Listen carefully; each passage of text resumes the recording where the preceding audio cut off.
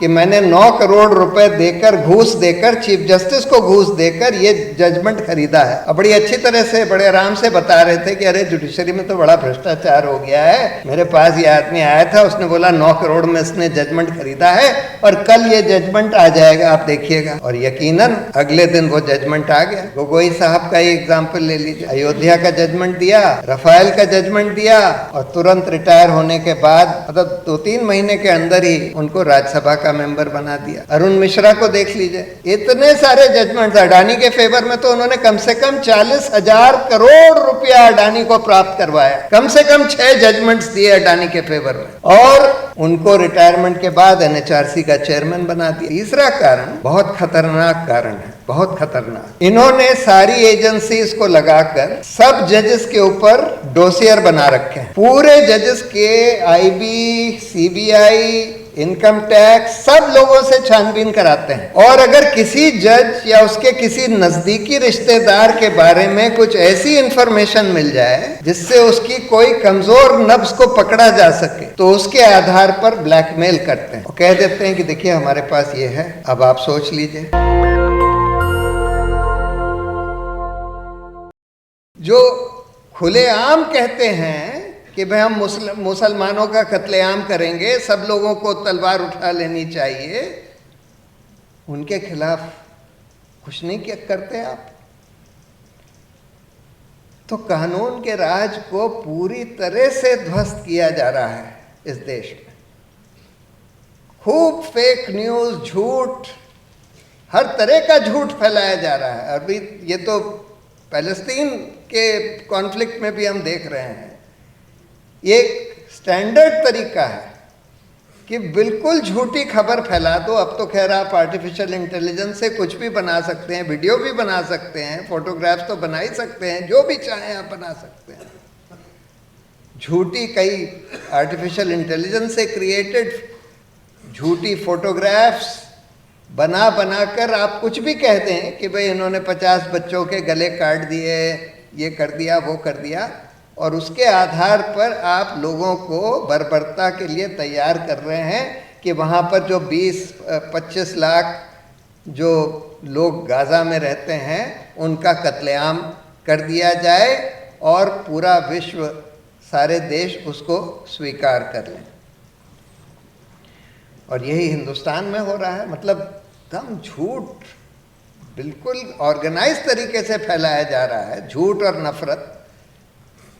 और बीजेपी का IT cell फैला रहा है, बीजेपी से एफिलिएटेड लोग फैला रहे हैं इस तरह के नरसिंहानंद टाइप के, और उनके खिलाफ कुछ नहीं किया जा रहा।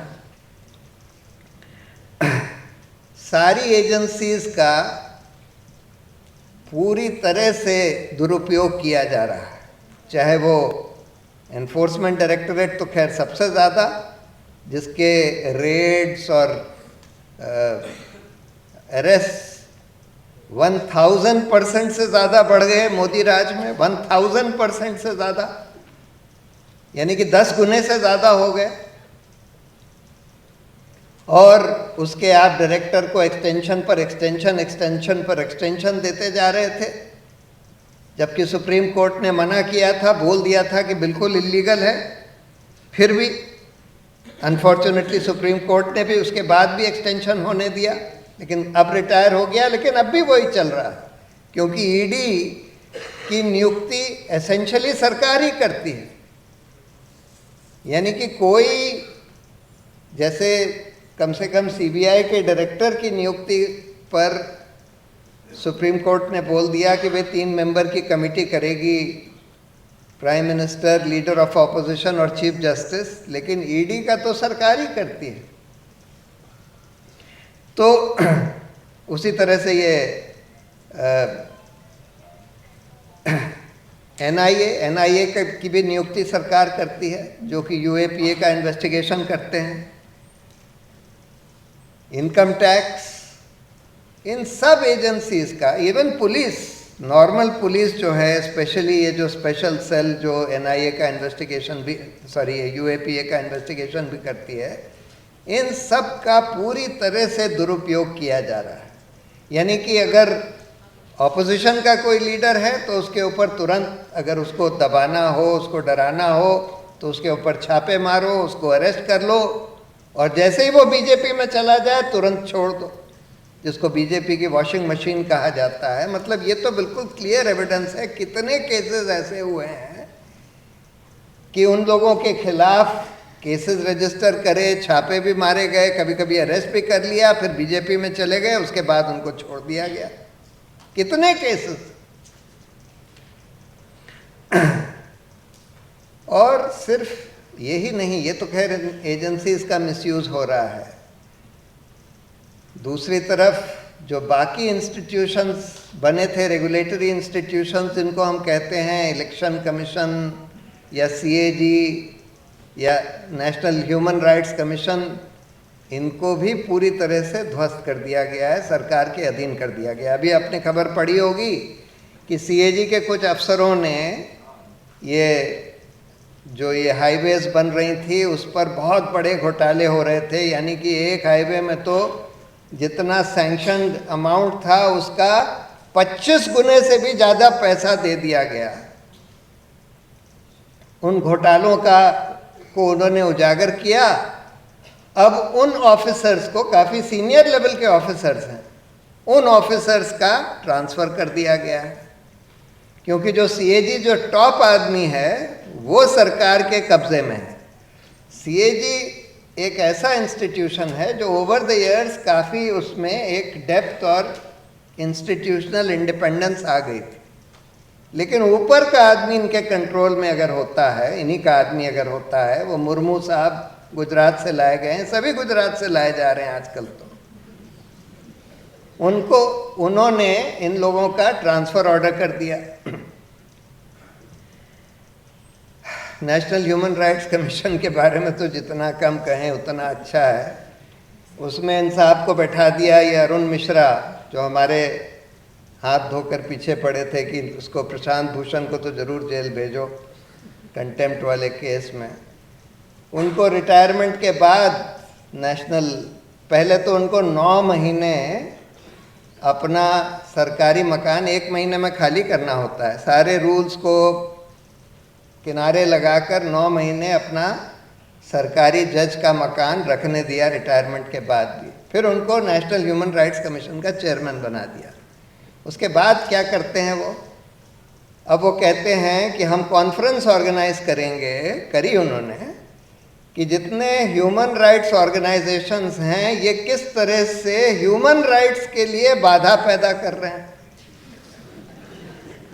यानी मणिपुर में कुछ नहीं करेंगे, कहीं और ये सब जो बुलडोज़र चल रहा है उस पर कुछ नहीं करेंगे, लेकिन इस पर कॉन्फ्रेंस करेंगे कि ये ह्यूमन राइट्स ऑर्गेनाइजेशंस किस तरह से बाधा पैदा कर रहे हैं ह्यूमन राइट्स के लिए। इलेक्शन कमीशन का तो सुप्रीम कोर्ट ने फॉर्चुनेटली एक ऑर्डर कर दिया कि अब आगे से कम चयन जो है इलेक्शन कमिश्नर्स का पूरी तरह से सरकार के हाथ में नहीं रहेगा। Prime minister, leader of opposition और चीफ जस्टिस की एक कमेटी सिलेक्शन करेगी। लेकिन उसको भी ख़त्म करने के लिए एक दूसरा कानून सरकार ने पेश किया है कि चीफ जस्टिस को हटाकर एक minister to be nominated by the prime minister, यानी कि एक प्राइम मिनिस्टर, एक उनका मिनिस्टर, एक लीडर ऑफ ऑपोजिशन, यानी मेजॉरिटी सरकार की, और वो लोग जिसको चाहें अपॉइंट कर लें। जब ये केस की हियरिंग शुरू हुई तो मैंने बोला था कोर्ट से कि देखिए, एक इलेक्शन कमीशन की पोस्ट खाली है, एक इलेक्शन कमिश्नर अभी खाली है। अब आप इंटरिम ऑर्डर से उसका भी ऑर्डर कर दीजिए कि उसकी नियुक्ति इसी तरह से होनी चाहिए, इस तरह की कमेटी से। उन्होंने बोला ठीक है, हम सोचेंगे। थर्सडे को ये बात हुई, नेक्स्ट हियरिंग ट्यूसडे को थी, next Tuesday.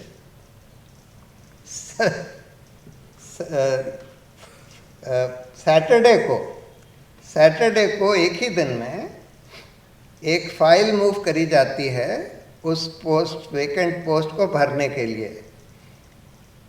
Law minister 4 secretaries के नाम अपने हैट से निकालता है, जैसे ड्रॉ ऑफ लॉट्स में होता है ना, 4 सेक्रेटरीज के नाम उसने निकाले। उसमें एक ये साहब भी थे, अरुण गोयल, जूनियर मोस्ट थे। उसी दिन वो फाइल प्राइम मिनिस्टर के पास भेजी जाती है। वो कहते हैं अरुण गोयल का हम सिलेक्शन करते हैं। उसी दिन उनको बोल दिया जाता है कि आप वॉलंटरी रिटायरमेंट ले लीजिए। उसी दिन फाइल वो मूव करते हैं वॉलंटरी रिटायरमेंट के। उसी दिन उनको वॉलंटरी रिटायरमेंट दे दिया जाता है, सारे रूल्स को अनदेखा करके। वॉलंटरी रिटायरमेंट में 3 महीने का नोटिस लाजमी होता है, और उसी दिन उनका अपॉइंटमेंट ऑर्डर इशू हो जाता है, और उसी दिन उनका नोटिफिकेशन भी हो जाता है।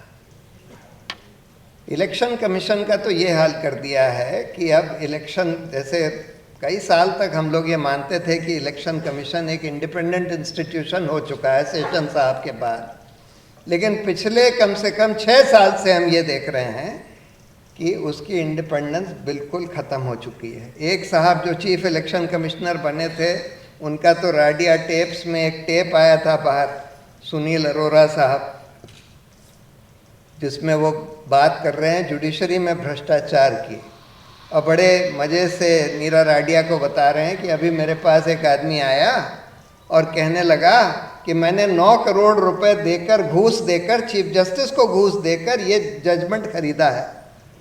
और बड़ी अच्छी तरह से, बड़े आराम से बता रहे थे कि अरे जुडिशरी में तो बड़ा भ्रष्टाचार हो गया है, मेरे पास ये आदमी आया था, उसने बोला 9 करोड़ में इसने जजमेंट खरीदा है और कल ये जजमेंट आ जाएगा, आप देखिएगा। और यकीनन अगले दिन वो जजमेंट आ गया।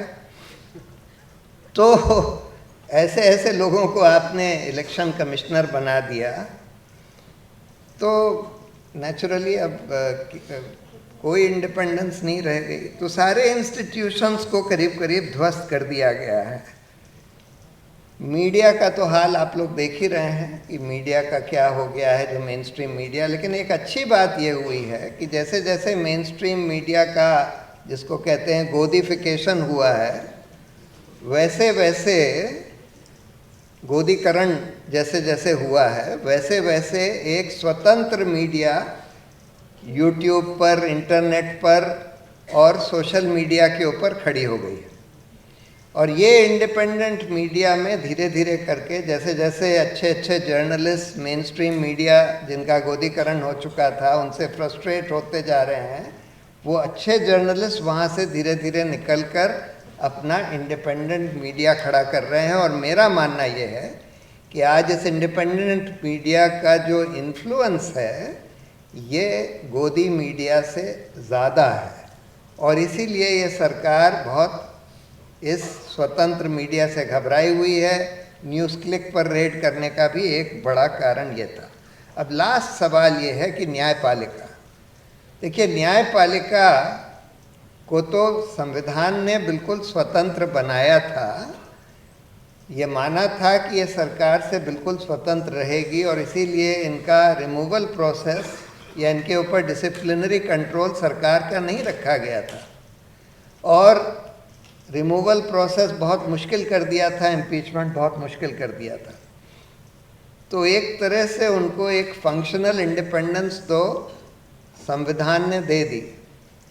लेकिन हम देख रहे हैं कि मीडिया ये सब देख रही है कि 6-6 साल से आपने भीमा कोरेगांव गांव के लोगों को बंद किया हुआ है, जेल में सड़ रहे हैं, ट्रायल भी नहीं स्टार्ट किया। दिल्ली राइट्स के लोगों के खिलाफ बिल्कुल बोगस चार्जेस बनाकर, मतलब ये अपना जो उमर खालिद है उसकी तो सारी स्पीचेस रिकॉर्डेड हैं, और सारी स्पीच कुछ भी देख लीजिए, कुछ भी ऐसा उसमें आपत्तिजनक नहीं है, फिर भी उसको इतने साल से जेल में रखा हुआ है, 3 साल से ज़्यादा हो गए, और बेल नहीं दी। ट्रायल तो खैर शुरू होने का नाम ही नहीं ले रहा। तो ये क्यों होने दे रही है जुडिशरी, क्या हो गया?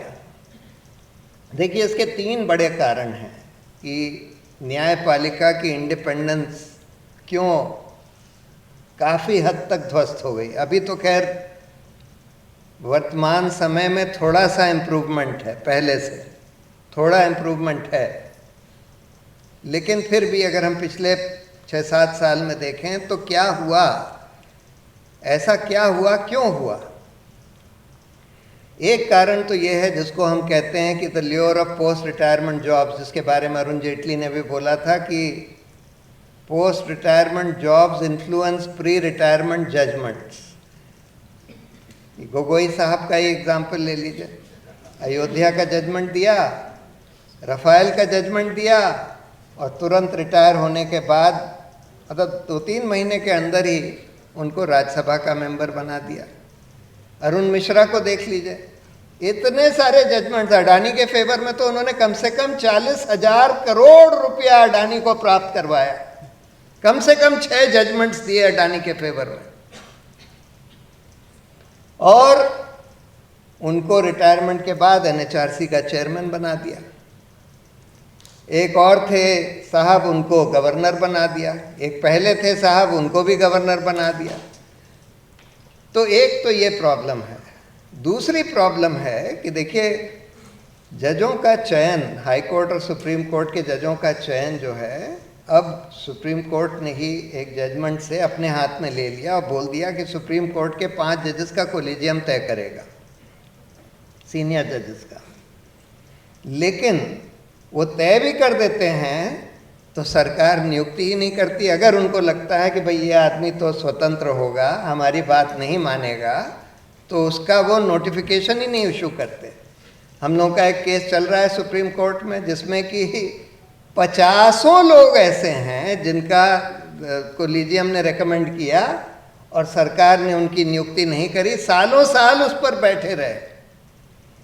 फिर कानून ये कहता है कि सरकार के पास एक ऑप्शन है कि वो एक बार रिकमेंडेशन को वापस कर दें, उसके बाद अगर यूनानिमसली कोलिजियम रीटरेट करता है तो सरकार को अपॉइंट करना पड़ेगा।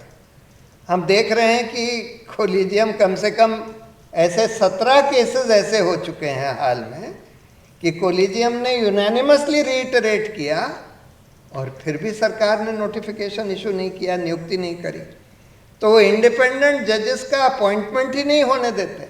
जस्टिस मुरलीधर के केस में भी यही हुआ। तो दूसरा कारण ये है। तीसरा कारण बहुत खतरनाक कारण है, बहुत खतरनाक। इन्होंने सारी एजेंसीज को लगाकर सब जजेस के ऊपर डोसियर बना रखे हैं।